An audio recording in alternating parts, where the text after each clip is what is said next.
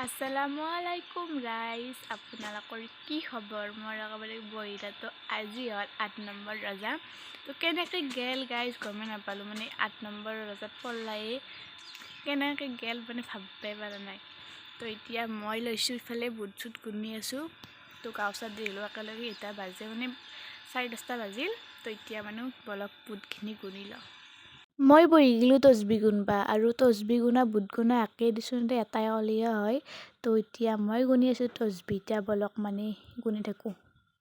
এনেকৈ তচবি গুনি বা পঢ়ি ভাল লাগে খিৰিকী কাষত পূৰা বাহিৰৰ পৰিৱেশটো চাই। ইফালে মই তচবি গুণা কৰিলোঁ আৰু লগতে নামাজখিনিও পঢ়ি ল'লোঁ, আৰু মই ইফালে পূৰা বহি আছোঁ। এতিয়া মানে 3টা বাজবাৰে হ'ল, ইফতাৰে বনাব লাগিব। আৰু ইফালে বাজিল 3টা, বলক এতিয়া মানে ইফতাৰখিনি বনাই লওঁ। আৰু ইফালে আব্বা আহিল কামৰ পৰা, ইফালে চেৱাইখিনি ভাজি ল'লোঁ। আৰু ইফালে দিছোঁ পানীখিনি গৰম হ'বা, ইয়াতে দিছোঁ খিচমিচ, চেনি আৰু তেজপাত। এইবিলাক এইখিনি আদ দি দিম তাৰপিছতে মানে এইখিনি উতলা আহিলে দিম গাখীৰ, লেছে আপেল, খেজুৰ, আদা। বাজিল 5টা, মই উজু কৰি আহোঁ আৰু সেইখিনি সহায় কৰোঁ চেৱাইখিনি। তো আপোনালোকক লগ পাই আছোঁ উজু কৰা খালি। আনফালে বহি গ'লোঁ আম্মা আৰু মই নামাজ পঢ়বা ইফতাৰ কৰি পেলাই। তো এতিয়া নামাজখিনি পঢ়ি লওঁ বলক।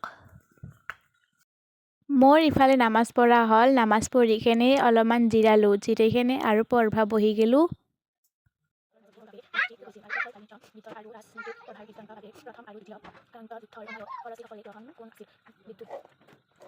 এতিয়া বাজিল 9টা, ভাত খাবাৰে হ'ল আৰু আজি পঢ়ি আছোঁ ইতিহাস। বলক এতিয়া ভাতকেইটা খাই লওঁ, মানে দিনটো ৰোজা ৰাখছোঁ, ভাগাৰ ধৰছি। তো এতিয়া বলক। আনফালে হৈ গ'ল মোৰ ভাত খাৱাটো। আজি আছিল 8 নম্বৰ ৰজাটো ভালে গ'ল। তো অহাকালি আছে 9 নম্বৰ ৰজাত। আপোনালোকক নতুন ভিডিঅ' লৈ লগ পাম। আজিলৈ বাই।